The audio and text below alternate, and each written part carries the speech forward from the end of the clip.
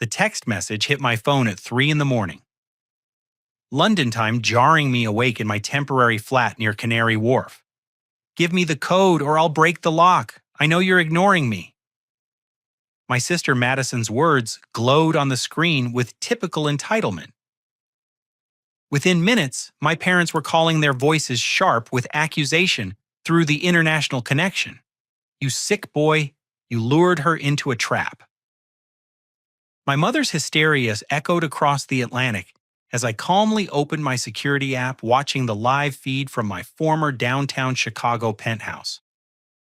Madison stood confidently at the door she'd somehow breached, directing a locksmith with imperial gestures.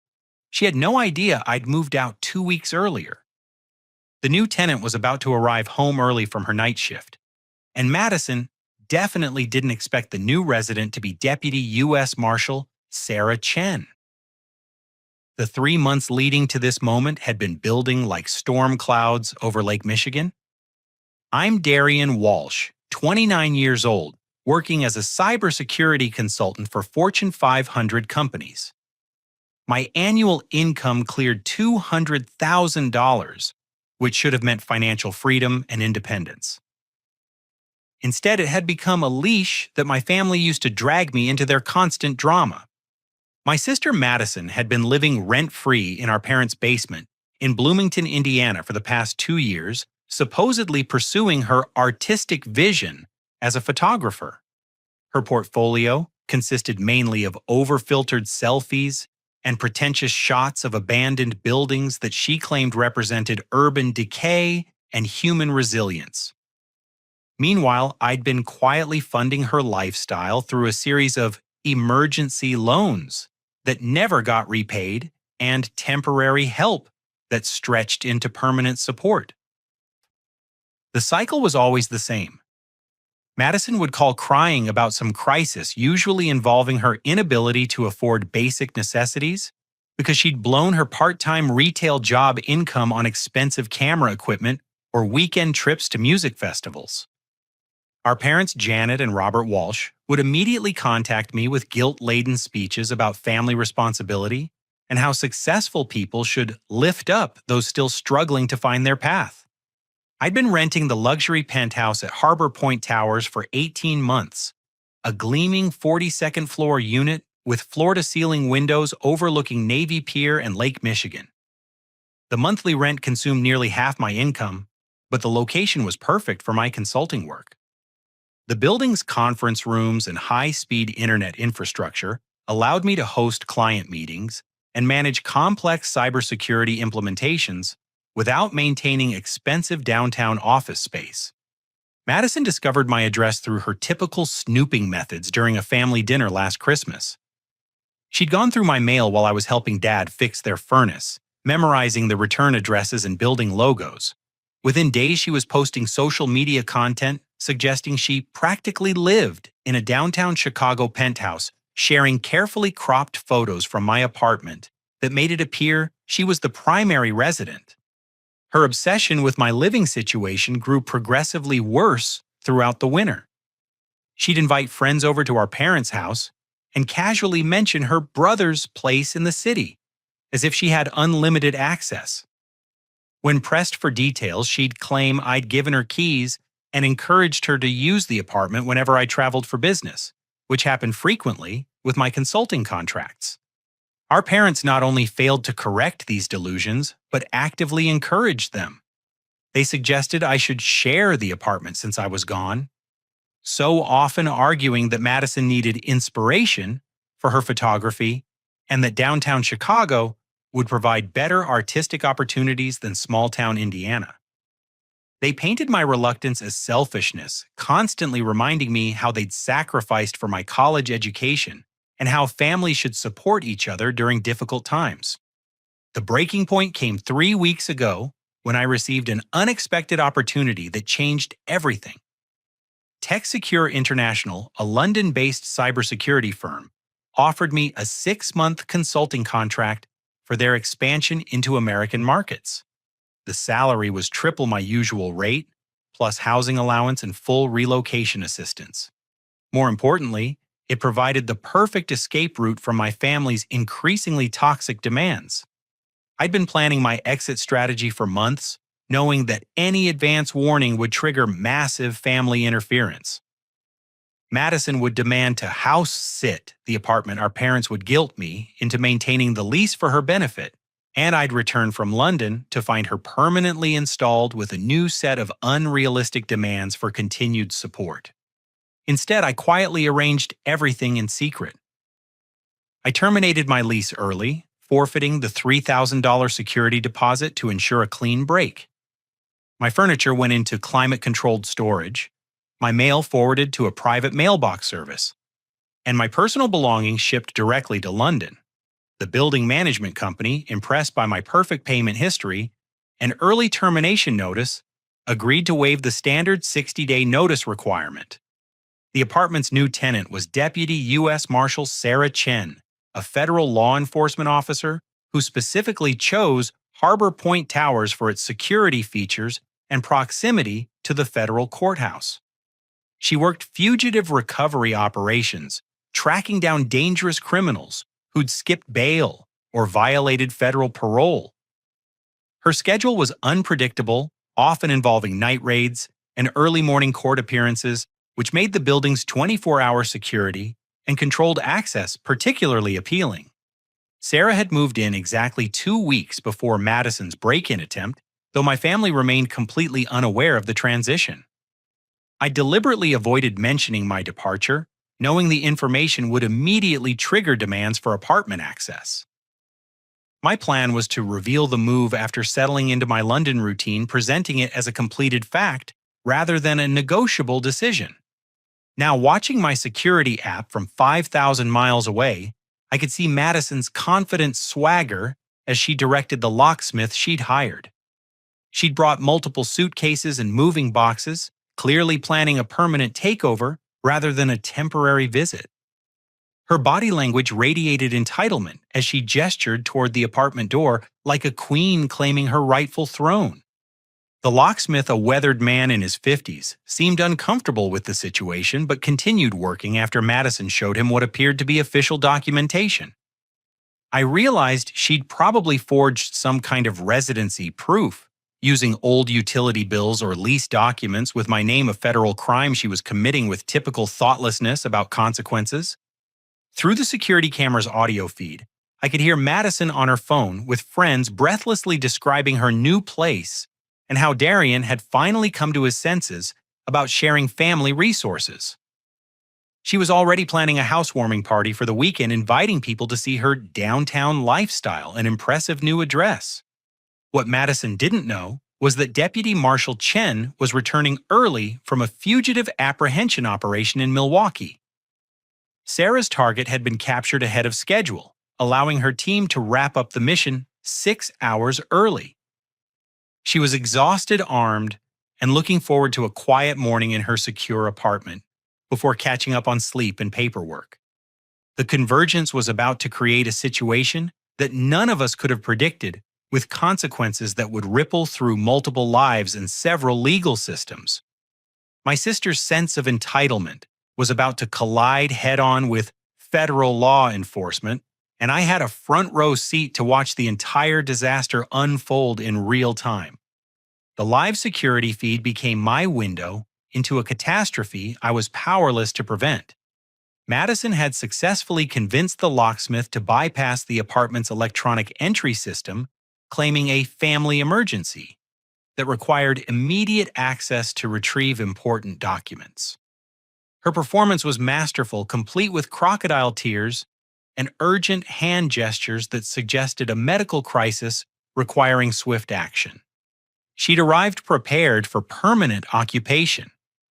Designer furniture purchased with credit cards linked to my old address was being wheeled through the lobby by moving crew members she'd hired for the day. Expensive artwork, probably charged to accounts she'd opened using my previous billing information, was carefully wrapped and labeled for specific rooms. She'd even brought plants and decorative accessories, transforming what should have been a simple apartment break-in into a full-scale home invasion. Her confidence was absolutely breathtaking. Through the camera's audio pickup, I could hear her directing the movers with imperial authority, assigning them specific tasks like arranging furniture and hanging pictures. She was treating the entire operation like a legitimate relocation, complete with detailed floor plans and color-coordinated decoration schemes. The most infuriating part was her social media documentation. Madison was live streaming the entire process on Instagram, narrating her moving day for hundreds of followers who believed they were witnessing her triumphant upgrade to luxury living. She posed with champagne bottles, took selfies against the floor-to-ceiling windows, and gave virtual tours of what she claimed was her new creative space in downtown Chicago. My phone was simultaneously exploding with increasingly frantic calls from our parents. They'd driven 4 hours from Bloomington after Madison contacted them with news of her successful negotiation with me about apartment sharing. They believed they were coming to help their daughter settle into her rightful new home, completely convinced that I'd finally agreed to their long-standing demands for family resource sharing. My mother's voice was particularly shrill when she finally reached me on my London number. "Darian, we're so proud of you for finally doing the right thing. Madison has been working so hard on her photography, and she deserves this opportunity to pursue her dreams in the city. Your father and I always knew you'd come around to supporting family when it really mattered." The irony was suffocating. They'd constructed an entire narrative around Madison's apartment takeover, casting it as generous brotherly support rather than criminal breaking and entering. They'd even brought gifts, apparently including expensive household items they'd purchased, to celebrate what they viewed as Madison's successful transition to independent city living. My father's subsequent call was filled with practical questions about building amenities, parking arrangements, and neighborhood safety. He was genuinely concerned about Madison's well-being in the big city, asking about grocery stores, public transportation, and reliable internet service for her photography business. The disconnect between their perception and reality was almost surreal.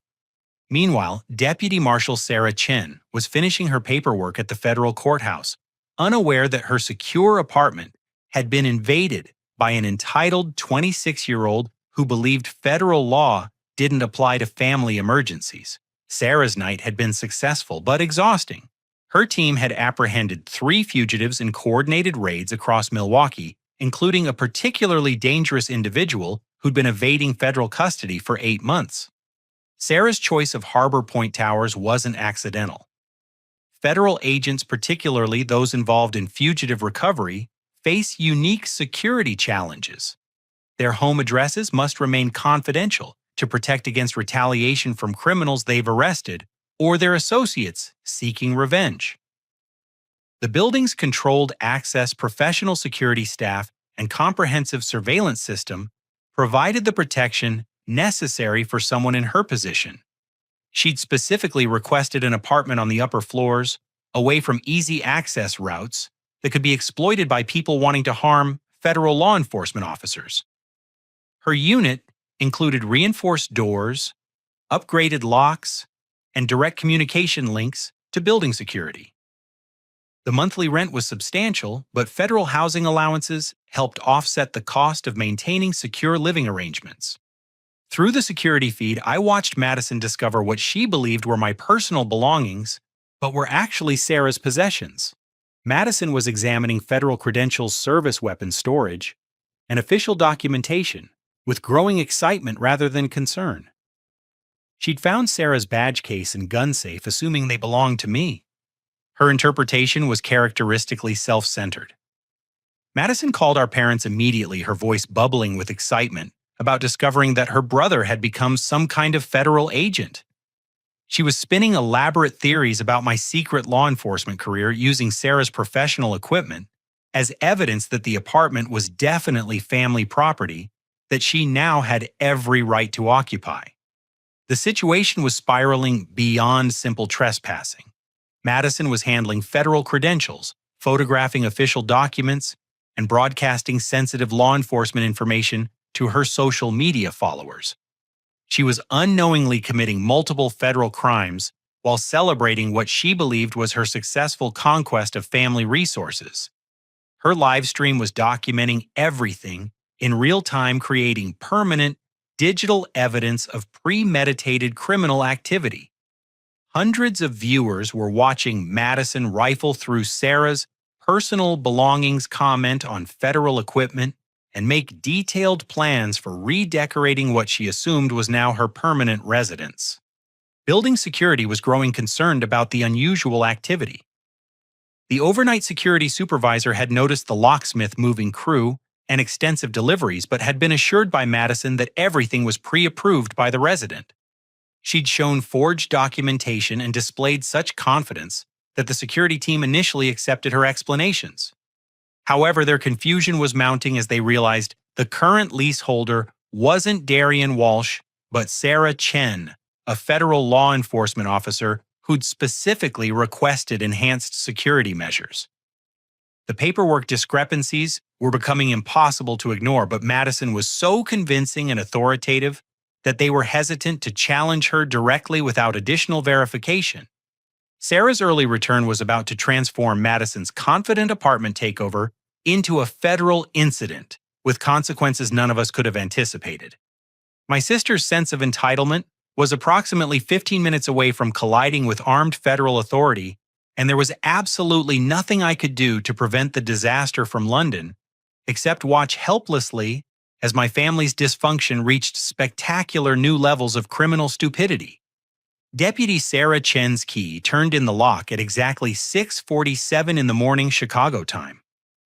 I watched through the security feed as she entered her apartment expecting the quiet sanctuary she'd carefully chosen, only to find a strange woman rearranging her furniture while directing a crew of moving personnel like some kind of deranged interior decorator.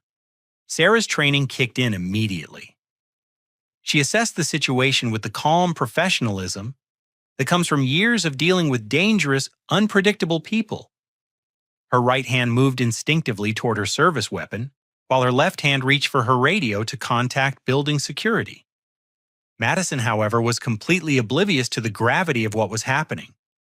"Oh, perfect timing," Madison announced cheerfully, not bothering to look up from the expensive lamp she was positioning near the living room's panoramic windows. "You must be the cleaning service Darian arranged. I'm Madison Walsh, and I'll be living here now. Could you help us move this couch? I want it facing the lake view for better natural lighting in my photography setup." Sarah's response was measured and clear. "Ma'am, I'm Deputy U.S. Marshal Sarah Chen, and this is my apartment. You need to explain immediately why you're here and how you gained entry." She displayed her federal credentials while maintaining a safe distance from Madison and the moving crew, her professional demeanor masking what must have been complete bewilderment at the surreal situation. Madison's reaction was exactly what I'd expected from years of watching her refuse to accept reality when it conflicted with her desires.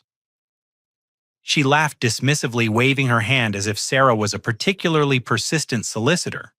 "That's ridiculous. This is my brother's apartment and he's finally letting me use it while he's traveling. Nice try with the fake badge, but federal agents don't live in luxury penthouses. Obviously, you're some kind of scam artist trying to steal our family property." The moving crew, sensing trouble, began backing toward the door with obvious nervousness. They'd been hired legitimately through Madison's elaborate deception, but they weren't interested in getting involved in what was clearly becoming a legal dispute. The locksmith was already packing his tools, muttering about family drama and hoping to escape before police arrived.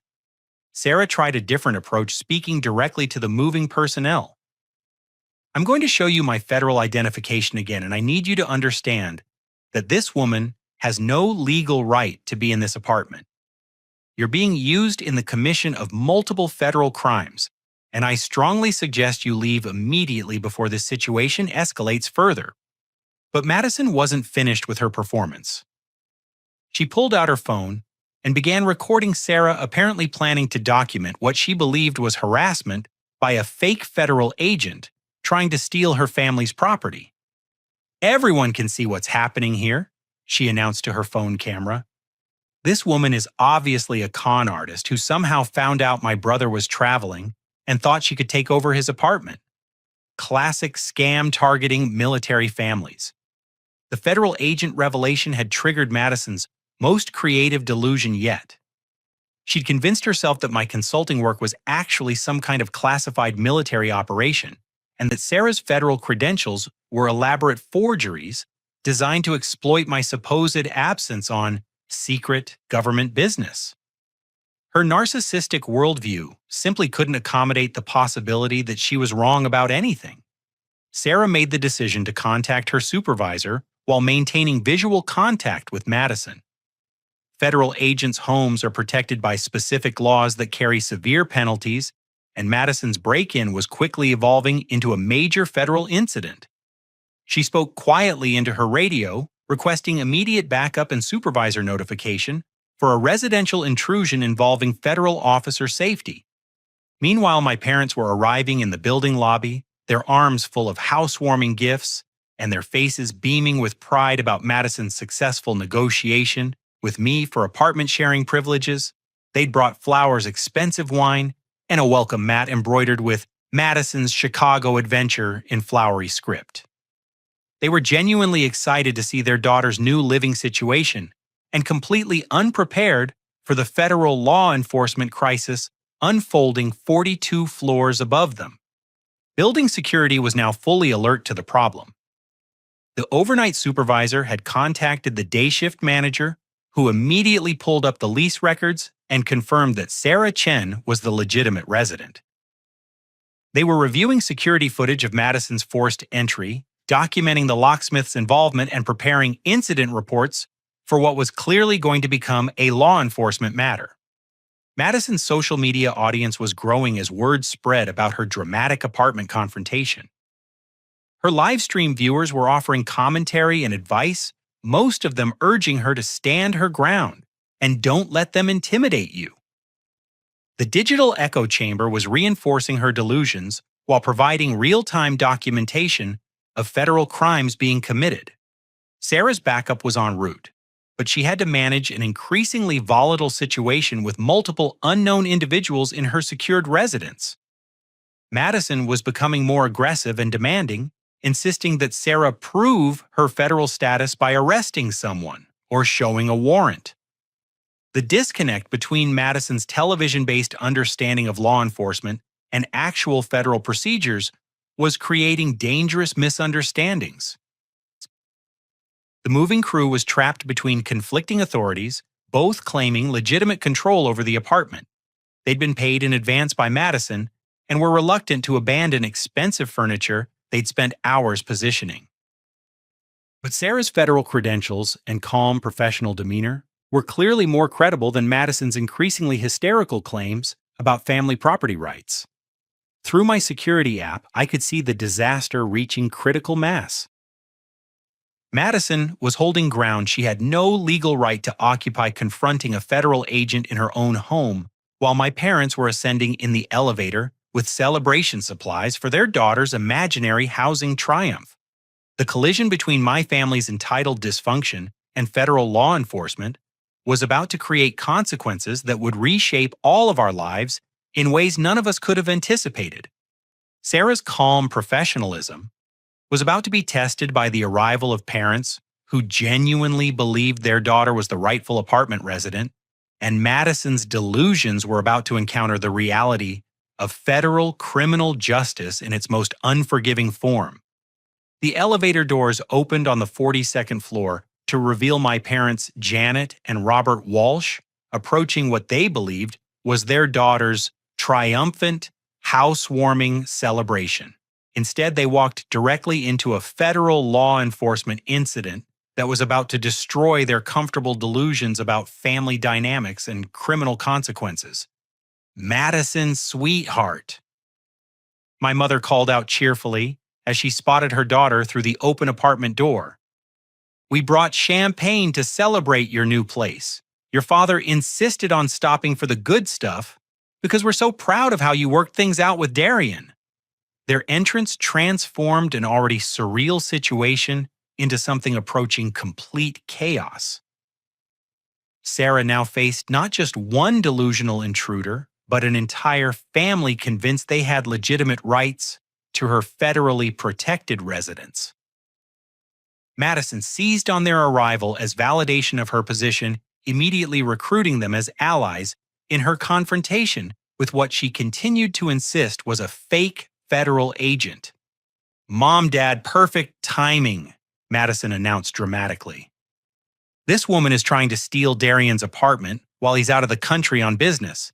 She's got some kind of fake federal badge and everything. It's obviously an elaborate scam targeting military families while they're deployed overseas." Sarah attempted to address my parents with the same professional courtesy she'd shown Madison, but their response revealed the depth of family dysfunction that had created this crisis. They didn't just believe Madison's version of events. They actively supported her increasingly aggressive stance against federal authority.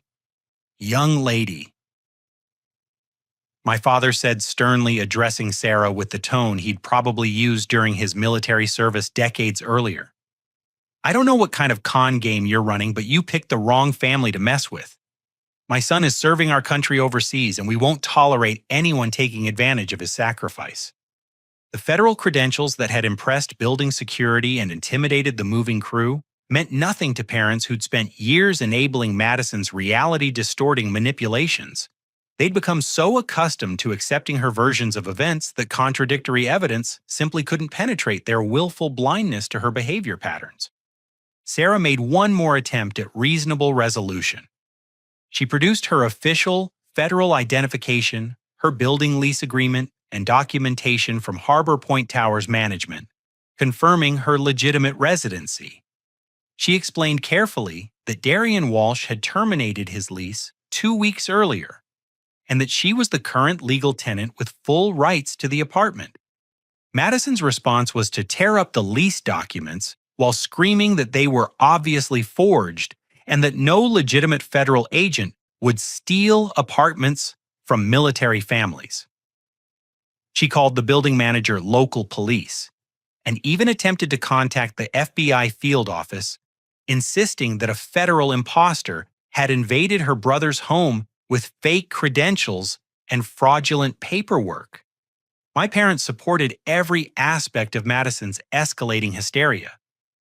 They began recording video on their phones, planning to create evidence for the lawsuits they intended to file against building management, Sarah herself, and anyone else involved in what they perceived as an elaborate conspiracy to defraud their family of rightful property. The situation reached peak absurdity when Madison produced what she claimed were text message conversations with me, authorizing her apartment occupation. The screenshots were obviously fabricated, showing conversations that had never occurred and agreements I'd never made. She'd apparently spent considerable time creating fake digital evidence to support her planned apartment takeover. Building management arrived within minutes of Sarah's radio call for supervisor assistance. The building manager, a professional woman named Patricia Morrison, had dealt with tenant disputes before, but never anything approaching this level of delusion and federal law enforcement involvement. She brought comprehensive documentation proving Sarah's legitimate tenancy and Darian Walsh's voluntary lease termination. Madison's response to official building records was to insist that Patricia Morrison was part of the conspiracy and threaten lawsuits against Harbor Point Towers for housing fraud and discrimination against military families. She demanded to speak with corporate ownership city housing authorities and federal oversight agencies about what she characterized as systematic apartment theft targeting deployed service members. The moving crew had finally escaped during the chaos, abandoning expensive furniture they'd been hired to position, but refusing to remain involved in what was clearly criminal activity. The locksmith had disappeared entirely, probably recognizing legal trouble when he saw it and wanting no further involvement in forced entry operations. Sarah's supervisor, Deputy Marshal James Rodriguez, arrived with backup officers and immediately assessed the federal implications of the situation. Madison's break-in had occurred at the residence of a federal agent involved in dangerous fugitive recovery operations, transforming simple trespassing into potential federal terrorism charges, depending on her motivations and background. The federal investigation began immediately. Sarah's residential security was compromised, requiring immediate threat assessment and potential relocation depending on whether Madison's actions were isolated family dysfunction or part of larger targeting against federal law enforcement personnel. The stakes were suddenly much higher than simple apartment invasion. Madison attempted to claim diplomatic immunity when she realized federal agents were treating her as a serious criminal rather than a family member resolving housing disputes. She insisted that my international government work provided family protection under treaties she couldn't name and demanded immediate contact with embassy officials to resolve what she characterized as an international incident. My parents continued supporting her increasingly bizarre legal theories, threatening to contact their senator, the State Department, and military advocacy organizations about federal harassment of service families. They genuinely believed they were protecting their daughter from government overreach rather than watching her commit serious federal crimes with potential terrorism implications. The discovery that changed everything came when Deputy Rodriguez found Madison's research materials. Her purse contained printed building layouts, resident directories, and detailed notes about security procedures she'd gathered through months of surveillance and planning. This wasn't spontaneous family drama, but premeditated criminal activity with federal agent targeting. The revelation that Madison had been systematically researching federal law enforcement residential security transformed her family emergency apartment break-in into something approaching domestic terrorism investigation. Her months of preparation combined with targeting a federal agent's secure residence triggered mandatory national security protocols that would reshape the entire case. Sarah's calm professionalism throughout the crisis had documented everything necessary for federal prosecution. But the discovery of Madison's planning materials suggested this was just the beginning of a much larger investigation into potential threats against federal law enforcement personnel and their families. The scope of Madison's criminal activity expanded dramatically when Deputy Rodriguez's investigation team discovered her illegal database access through her friend working at the county clerk's office. What had initially appeared to be entitled family dysfunction was revealing itself as systematic targeting of federal law enforcement personnel using official government resources. Madison's friend Jennifer Powell worked as a data entry clerk for Porter County and had been providing Madison with confidential information about property records, vehicle registrations, and address changes for federal employees throughout Northwest Indiana and Chicago. The database queries showed Madison had been researching not just my living situation, but the residential patterns of multiple federal agents, judges, and prosecutors. The federal investigation uncovered that Madison's photography project, documenting urban decay, had actually been cover for surveillance activities targeting law enforcement families. Her carefully composed photographs of abandoned buildings were actually detailed documentation of federal safe houses, witness protection locations, and secure facilities used by various agencies. From my London apartment, I was watching my family's dysfunction transform into a national security investigation. The consulting firm Tech Secure International was monitoring the situation closely because my security clearance was essential for NATO cybersecurity projects that couldn't proceed without verified personnel. British immigration authorities had been notified that my American family members were under federal investigation for potential terrorism-related activities. My parents' reaction to the expanding criminal charges revealed the complete depth of their denial about Madison's behavior. When federal agents explained that their daughter faced potential 25-year sentences for targeting federal law enforcement, they insisted the charges were obviously politically motivated and threatened to contact international human rights organizations about persecution of American families. The financial investigation uncovered systematic fraud that had been ongoing for 3 years. Madison had used my personal information to open credit lines, apply for loans, and establish accounts that she'd been using to fund what investigators were now calling domestic surveillance operations. The total damages exceeded $200,000 across multiple financial institutions. More disturbing was the discovery that Madison had been selling information about federal employee residential patterns to online forums focused on government accountability and law enforcement criticism. She'd been monetizing her illegal database access by providing detailed personal information about federal agents to groups that advocacy organizations had identified as potential domestic terrorism threats. My parents hired an expensive criminal defense attorney who immediately recognized the hopelessness of Madison's legal situation. Attorney Michael Brennan explained that federal charges involving law enforcement targeting carried mandatory minimum sentences with limited plea bargain opportunities. The terrorism-related enhancements could result in life imprisonment without possibility of parole. The international complications became severe when British authorities learned that Madison's database searches had included information about federal agents working international cases involving British-American cooperation. Her illegal access had potentially compromised ongoing investigations, witness protection programs, and diplomatic security arrangements between allied nations. TechSecure International's legal department informed me that maintaining family contact during the federal investigation could jeopardize not only my security clearance, but the company's government contracts worth millions of dollars.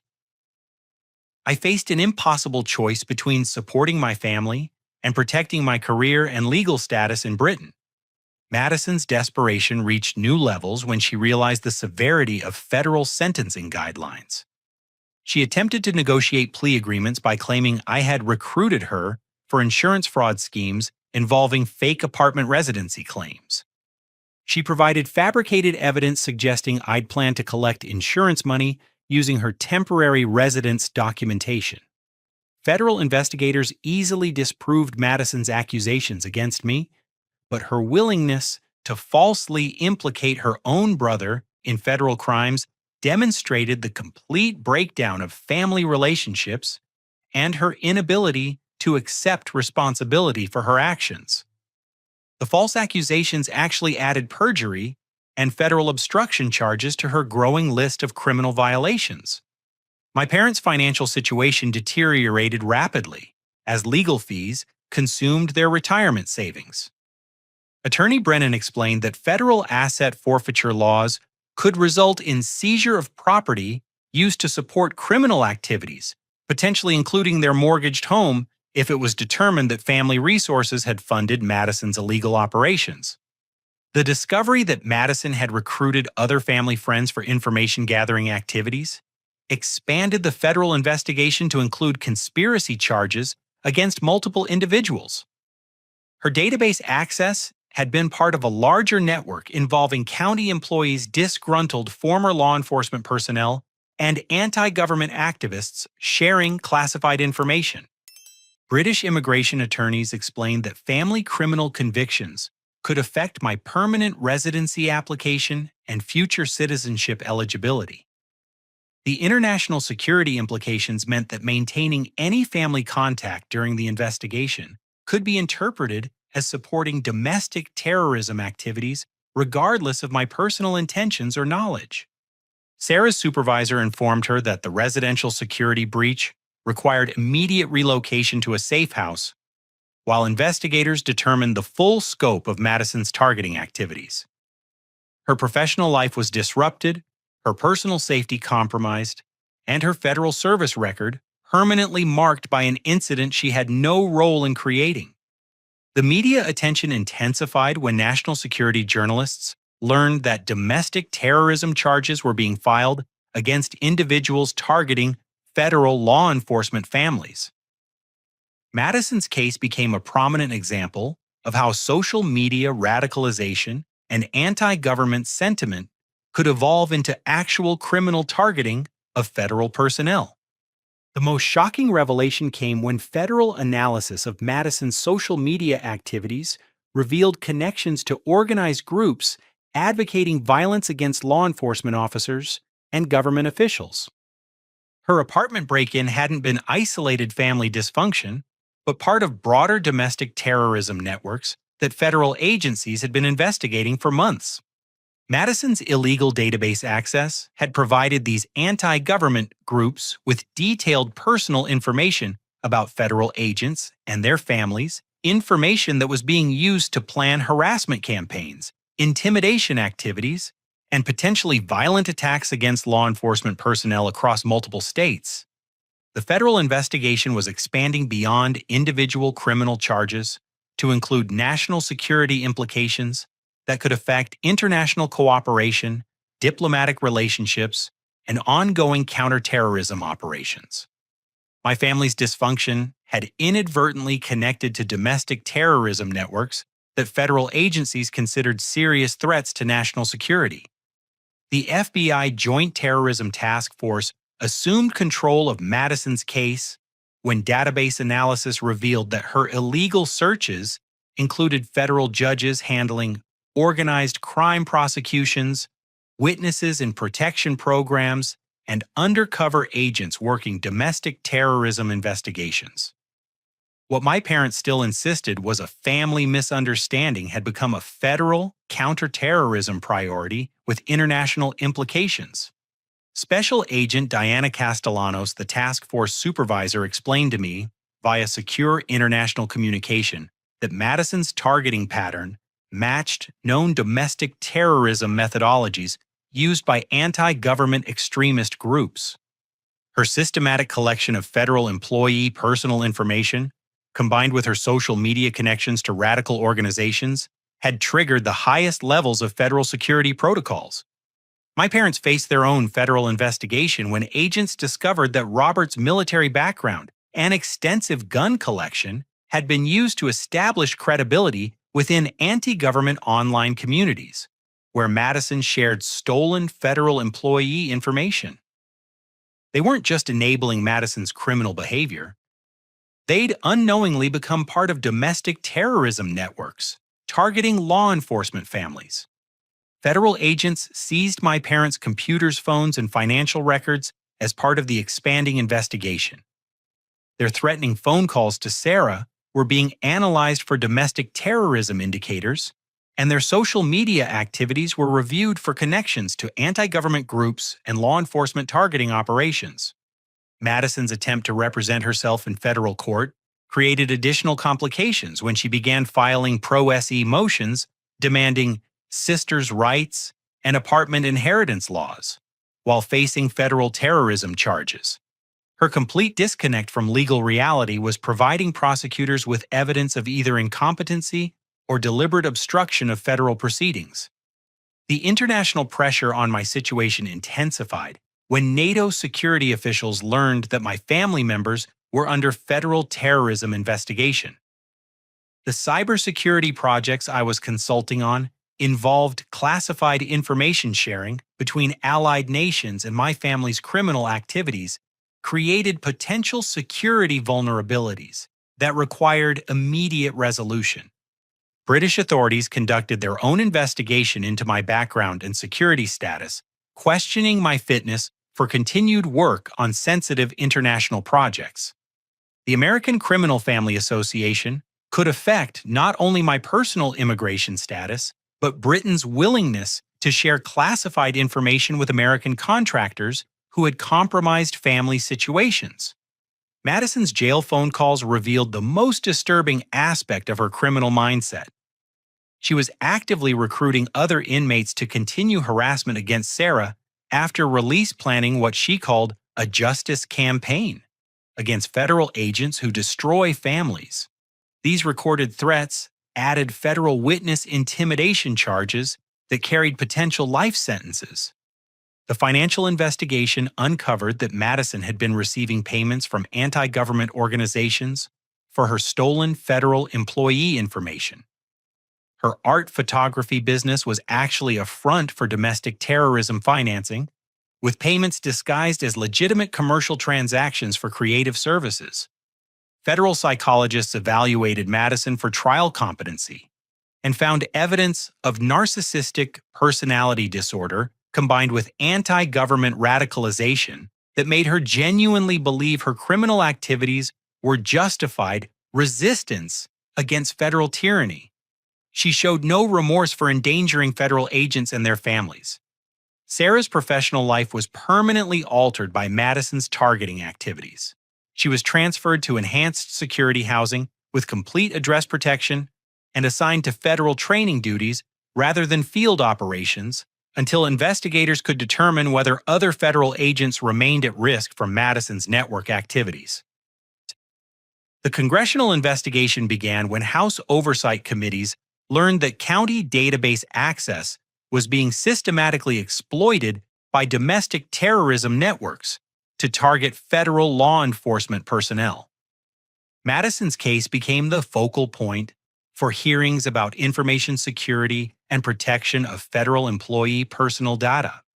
Media coverage transformed Madison from local criminal defendant to national symbol of domestic terrorism threats against law enforcement families. Her deleted social media posts were recovered and analyzed by federal experts who found clear evidence of radicalization, progression from family dysfunction to anti-government extremism. Prison officials placed Madison in federal isolation for her own protection after other inmates learned she was targeting law enforcement families. Federal prisoners include many individuals arrested by the same agencies Madison had been working to compromise, creating dangerous personal safety situations within the prison system. My parents lost their mortgaged home to legal fees and federal asset forfeiture procedures. They were forced to relocate to a different state to escape media attention and community ostracism, while facing their own potential federal charges for supporting domestic terrorism activities through Madison's criminal operations.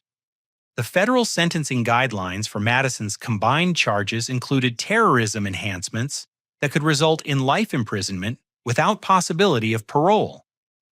Her recorded jail conversations planning continued law enforcement targeting, meant that federal prosecutors would seek the maximum possible sentences to protect public safety. International security officials informed me that maintaining any family contact during the ongoing investigation could be interpreted as supporting domestic terrorism activities regardless of my personal intentions. The choice between family loyalty and professional survival had become a choice between family and potential criminal charges. Federal investigators discovered that Madison's targeting activities had compromised ongoing investigations, endangered witnesses in protection programs, and potentially contributed to security breaches that affected national security operations. The full scope of damage from her criminal network was still being assessed by federal agencies. The realization that my family's dysfunction had evolved into actual domestic terrorism targeting federal law enforcement created a permanent separation that couldn't be bridged by traditional family reconciliation. Madison's radicalization had destroyed not just her own life, but the entire family structure that had enabled her destructive progression. Federal District Judge Patricia Hawkins sentenced Madison to 28 years in federal prison without possibility of parole for the first 20 years. The sentence included convictions for domestic terrorism, federal agent intimidation, identity theft, witness, tampering, and conspiracy to target law enforcement families. Judge Hawkins specifically noted Madison's complete lack of remorse and her continued threats against federal personnel even while facing trial. The defendant has shown a pattern of escalating criminal behavior that poses ongoing threats to federal law enforcement officers and their families, Judge Hawkins stated during sentencing. Her systematic targeting of federal agents' personal information, combined with her connections to domestic terrorism networks, requires the maximum sentence allowed under federal guidelines to protect public safety. Madison's final statement to the court demonstrated the complete failure of her narcissistic worldview to accept responsibility for her actions. She insisted that federal agents had destroyed her family and that her imprisonment represented government persecution of citizens seeking accountability from law enforcement agencies. Her lack of remorse guaranteed that parole consideration would be denied repeatedly throughout her incarceration. My parents faced federal charges as co-conspirators in Madison's domestic terrorism activities. Robert received 18 months in federal prison for providing weapons-related expertise to anti-government networks, while Janet received 12 months for money laundering related to payments Madison received for stolen federal employee information. They lost their mortgaged home retirement savings and were permanently barred from federal employment or contractor positions. The federal government relocated Sarah to enhanced security housing with complete address confidentiality and assigned her to the Federal Law Enforcement Training Center in Georgia. Her experience with Madison's targeting became the foundation for new federal protocols protecting law enforcement families from domestic terrorism threats. She developed training programs that are now mandatory for all federal agents nationwide.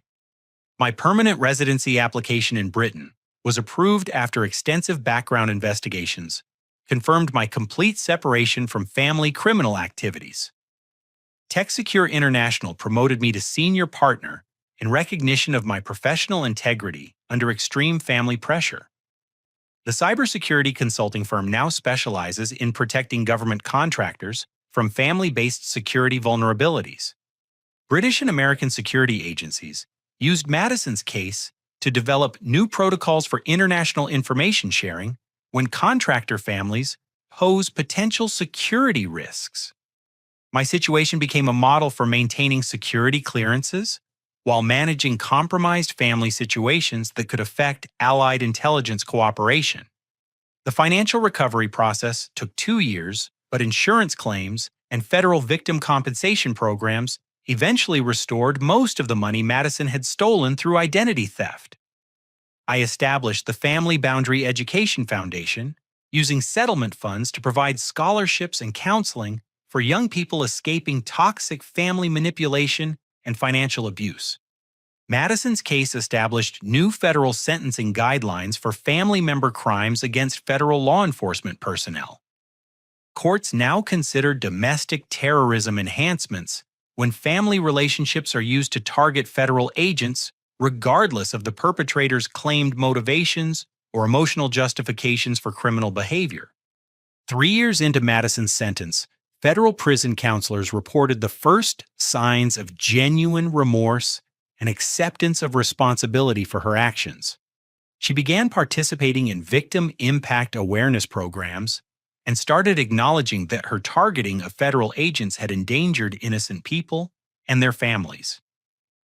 True rehabilitation required abandoning her lifelong pattern of blaming others for consequences of her choices. My parents completed their federal sentences and entered intensive family therapy to address the enabling behaviors that had contributed to Madison's criminal development. They now speak publicly at conferences about toxic family dynamics, warning other parents about the dangers of supporting entitled behavior that can escalate into serious criminal activity. Robert and Janet moved to a modest apartment in Arizona, rebuilding their lives around healthy relationship patterns and individual accountability rather than family manipulation and emotional blackmail. They learned to support their children through encouragement and boundaries, rather than enabling destructive behaviors that ultimately hurt everyone involved. The community education programs developed from Madison's case now operate in 12 states, helping families recognize manipulation patterns, establish healthy boundaries, and understand legal consequences of enabling criminal behavior. Madison's hometown uses her case as a cautionary example in high school programs about family responsibility and individual accountability.